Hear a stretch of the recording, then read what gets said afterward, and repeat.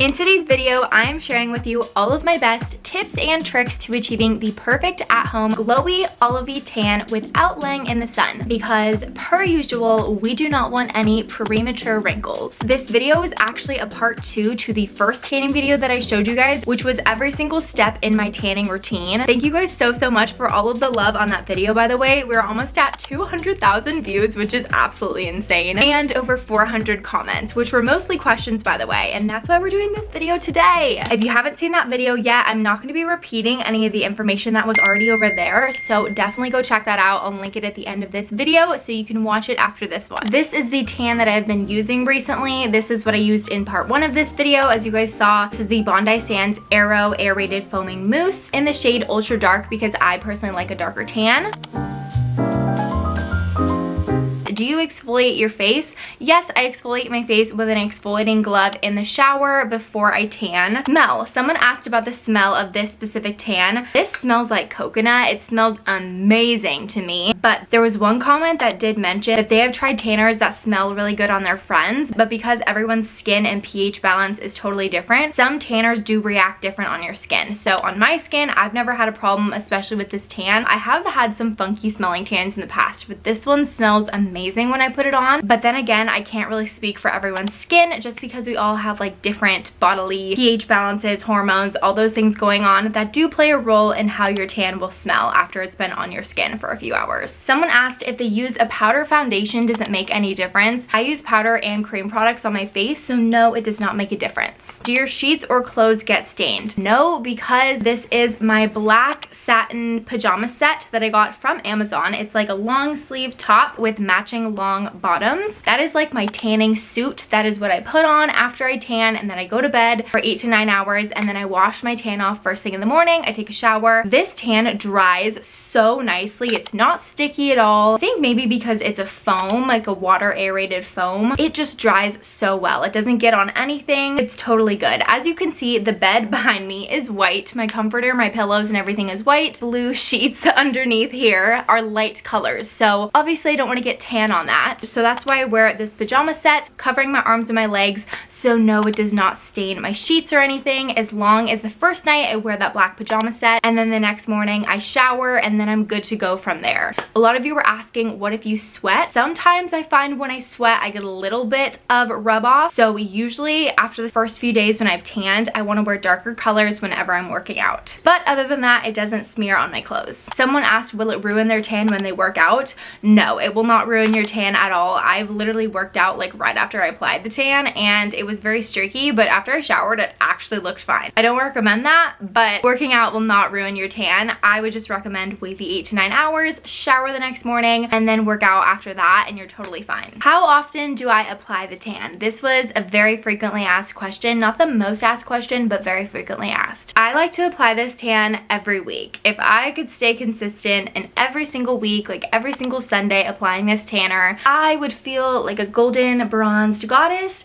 24/7. This tan lasts me usually 1 to 2 weeks, depending on how often I'm working out and how often I'm showering. Obviously, if I'm working out, I'm showering more often, and then also how often I exfoliate in the shower too. Someone else commented shaving is exfoliation, which is totally true. So if you're shaving every single day in the shower versus shaving maybe like once or twice a week, you're exfoliating more often, so the tan might not last that full 2 weeks. This was another question. I do not ever exfoliate off this tan. It never gets patchy on me. I don't know if it's the steps that I do in my tanning routine with the coconut oil and the sugar scrub and stuff. You guys will see that in part 1 if you haven't seen that already. I don't know what it is, but this tan never goes patchy on me, so I never have to exfoliate it off. If you do happen to get any streaks, any streaky areas after you have applied the tan, waited, washed it off, and you see some streaks, I would recommend taking a lemon, cut it in half, and dip the half of the lemon in sugar. Use that to exfoliate on your body. Like sometimes I'll get like little lines right here at the very most. You can just take lemon dipped in sugar and exfoliate that off, and that will get rid of your streaks. One more thing about transferring thing. If you guys are afraid of the tan transferring to any of your clothes or anything, I would just recommend to use a loofah a little bit extra hard in the shower before you wear something white or do whatever you have to do that you're afraid that it's going to transfer. Just make sure you use a loofah or some sort of like exfoliating scrub in the shower that will not take off your tan. It'll just take off the top layer and make sure that there's like way less of a chance for anything to transfer. For the most asked question of the entire comment section of part 1 of this video, how do you do your back? How do you tan your back seamlessly? I have a helpful answer, but I also have a slightly disappointing answer. The disappointing answer is that most of the time I just don't worry about my back. Unless I have like a wedding to go to or I'm taking photos where you're definitely going to be seeing my back. It's like an open back dress or something. I just don't worry about my back. I take my little mitt and I blend as far as I can to naturally fade it into my back. But if I do have an event where I need my back to be tan and no one is here to help me, this is what I've come up with. I take a wooden spoon and I just pop it into my tanning glove and I basically just bend my arm around and I just start going ham with the wooden spoon. And it works. It makes it really even because it's still my tanning mitt and I can get all the spots. However, that is a very DIY'd way. There are lots of different types of back mitts on Amazon. I will put a few pictures up on the screen. These are some different ones that I want to try, and like maybe I can literally do a video of like testing tanning back mitts for you guys, because obviously that was a big huge issue that a lot of you were wondering about in the last video. I will link some of these down below if you guys see any that you want to try out. For now, I am just DIYing it, and most of the time I'm not really worrying about my back. Sorry if that's a disappointing answer, but that is what I'm doing for now. In part 1, I told you guys that I like to shave my arms and my legs, but this person commented and said they don't really like shaving their arms, and they asked if that was going to make a difference. No, it does not make a difference whatsoever. You don't have to shave your arms, you don't have to shave your legs, you don't have to shave anything if you don't want to. It's just my personal preference to shave my arms and my legs. Actually, recently I have not even been shaving my arms and I've still been tanning and it works totally fine. In the first video, I shared with you guys that I like to mix some cane sugar with some olive oil and some coconut oil, and that makes the most perfect body scrub. It kind of takes care of using coconut oil before you tan. Just to clarify, if you guys haven't seen the first video, I do like to use coconut oil on my skin before I apply my tan. I know a lot of you were commenting, oh, doesn't that create a barrier between the tan and your skin? I have not found that to be an issue at all, because this is my opinion, okay? This is not science research backed. This is my opinion. But my assumption, my theory, is that the coconut oil creates like a really nice smooth surface for the tan to easily glide onto, because my tan still sticks to my skin every single time. Even after I use olive oil or coconut oil, it just blends so seamlessly into my skin. I think that's why I don't get patchy. I think that's why there's no streaks. It's not blotchy, because there's like a nice little smoothing barrier between the tan and my skin,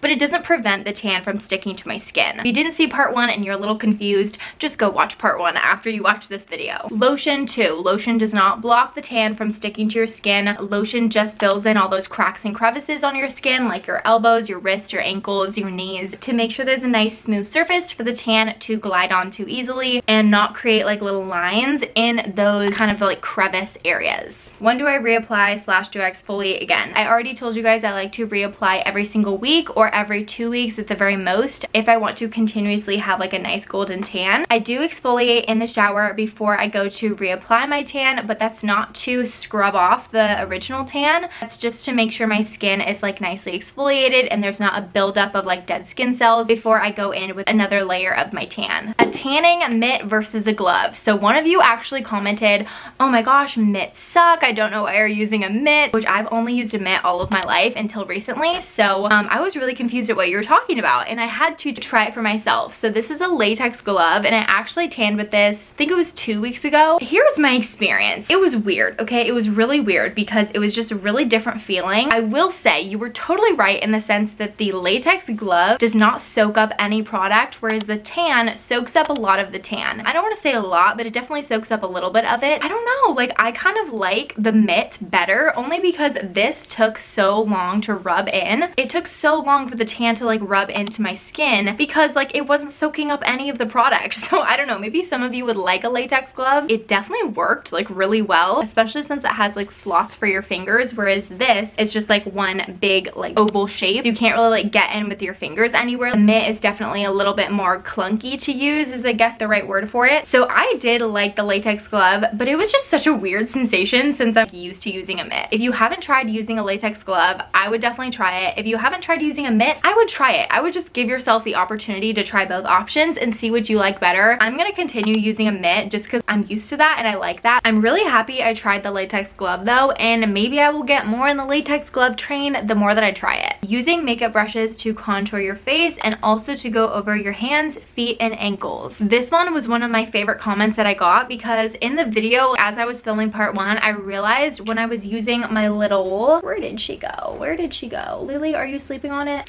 Ah, here it is. This is my little mini facial mitt, and in part 1, as I was using this to contour my face, because I do like to contour my face with tan, I realized how much easier it would be to just use some makeup brushes. So I didn't do that in part 1, but I've started doing this recently and I wanted to share it with you guys. I have dedicated these two brushes to my tanning routine. They're both very fluffy. This one's pretty flat and then this one is a little bit more tapered. I like to do my face, my forehead with the flatter one, and I basically just contour like all the normal areas where you would contour or bronze with makeup. And then this more tapered one, I like to go in and kind of do my nose contour and then also go over my eyelids. I just like to deepen my eyelids up a little bit with tan too, and then even like down my neck to blend it in with the rest of the tan. You can also use this flatter brush for your, excuse the incredibly large kitty scratch right there. They like knead on me at nighttime and sometimes they just scratch the absolute heck out of me, so don't mind that. You can literally just like blend your tan super well over your hands. I never intentionally put tan on my mitt and go over my fingers or my hands. I just take excess from what is still on the mitt from doing the rest of my body and I very lightly brush over my hands. I actually don't even go like in between my fingers or anything. I've just found for me that results in way too dark looking like knuckles and fingers, especially around like your cuticles and stuff. Same thing on my ankles and on my feet and my toes and stuff. How do you wash your hands after you bronze? That's when I get watermarks on my skin. Great question. I basically wash only the inside of my hands. I try not to go like this and like get water even like on the sides of my fingers.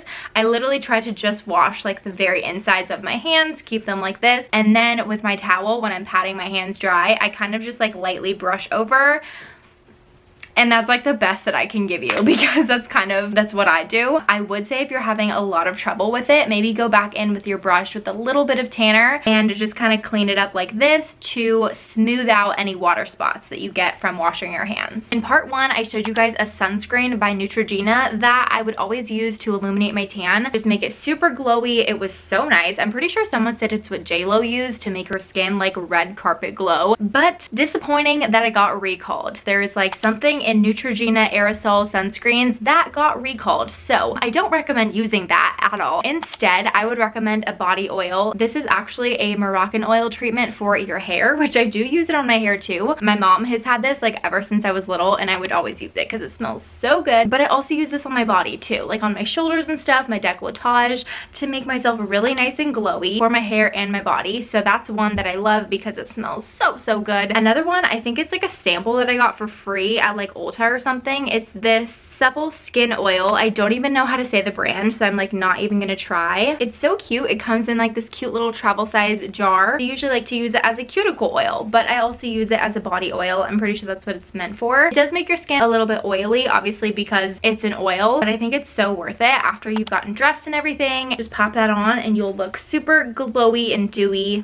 ready for summer, girl. Another tip that I like to do throughout the week after I've tanned is I like to use a tinted lotion. Any tinted tanning lotion. I personally like the one from Jergens. You can get it at Target. You can probably get it at Walmart too. It's like Jergens Natural Glow or something. I'll pop it up on the screen, but I love that stuff. That is what I used to tan my body all throughout high school, and it's amazing for touch-ups. If you don't want to do like the full foam and mitt every single week, this is really great to prolong your tan. Also, if you're a beginner and you don't want to use mousse and a mitt, this is a really great first product for beginners. It's a lotion. It's really easy to use. I don't even use a mitt when I apply this stuff. I just wash my hands right after and you're good to go. Another amazing tip to help prolong your tan is to lotionize, lotionize, lotionize. I say lotionize, that just means moisturize. That's just what I call it. Keep lotion in your car, keep it in your purse. Make sure your entire body is staying moisturized when you have a tan on. It's going to help your skin glow. It's going to help make sure the tan does not fade off as fast, and it's going to help make sure that it fades very naturally when it does start to kind of fade in color a little bit. Morning and night I would recommend. I'm just gonna be honest, I don't do that, but I strive to because I know how good my skin looks when I do that. What do you do when you're going out with friends to the beach or like a hot tub? This is the time when I want to to tan the most, but the salt water literally takes it right off. Okay, so I had no idea what to respond to this person because I've gone in the ocean, the pool, and multiple hot tubs with this tan. So I'm not quite sure because this tan stays on throughout the salt water. I went to Mexico, I had this tan on the entire time. I was in the pool for like multiple hours and it lasted totally fine. So maybe it was that specific tanner that you were using. I'm not 100% sure, but this one lasts throughout the saltwater, ocean, pool, hot tub. She's got you covered. I always thought you were supposed to exfoliate, shave, super lotion 24 hours before, and then have nothing on your skin when you tan. I truly don't think there's like one best way to tan or to do something because everyone's skin is so different. My tanning routine that I shared with you guys in part 1 of this video is what I have found that works best for me. I've been tanning for like 11 years now. Over the years, this is just my little compilation that I've put together that I think works best for my skin. So I really think it's best to just like look at a bunch of different tanning routines, watch other people's videos, try a bunch of different methods and see what works best for your skin. Then I just did the sugar and oil in shower exfoliate ...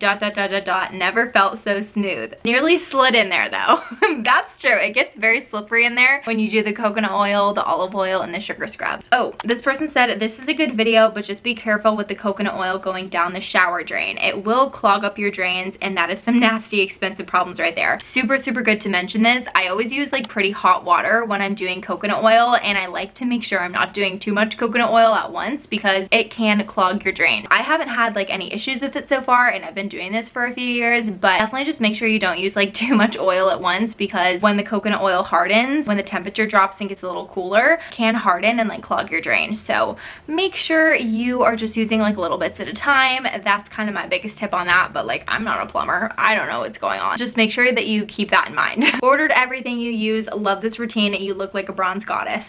Thanks, girl. You can too. Okay, a few last questions. What soap do you use to wash off the tan the next day? Can't wait to try this. I use the brand Native. They have a lilac and white tea body wash that smells amazing. And that's what I use in the shower the next morning after I have applied the tan. This one kind of goes along with that. Do you have to shower in the morning to rinse off residue? I haven't self-tanned and literally, in literally years. Yes, I shower in the mornings to rinse off the residue after I've applied that first coat and left it for 8 to 9 hours. I do shower in the morning to rinse off like the bronzy layer and make sure that there's no transfer onto any of my clothes. Will baby oil work instead of coconut oil? I haven't tried it, but I would assume so just because I've used other oils and it's worked totally fine. I've used coconut oil, olive oil, almond oil. I'm assuming baby oil would work totally fine. Definitely try it out and then comment below how it goes. So cute from a 67-year-old girl who has a lot of sun damage. Kudos to you for being aware. No sun damage with this routine, people. Let me tell you. Can you apply sunscreen on the face the next day after the shower? I think they mean after showering off the tan. Yes, you can apply sunscreen the next day. I do all of my normal, all of my regular skincare, sunscreen, everything, all of like my acne products and stuff. I use all of that the next day after I tan and it's totally fine. I didn't go through all of the comments in part 1 because there was 400 of them. So if I missed any that were really important, definitely comment them down below and maybe I'll do a part 3 for you guys if you still have questions. If you haven't seen part 1, definitely go watch it. I will link it on the screen here. If you did find value in this video, please go ahead and give this video a big thumbs up for me. Give it a like. Also, don't forget to hit the big red subscribe button down below if you guys want to see more videos from me and come hang out with me on a weekly basis. Wishing you guys the best of luck in your tanning routines, in your tanning journey, and I will see you in the next video. I blinked. I don't want to blink in the intro.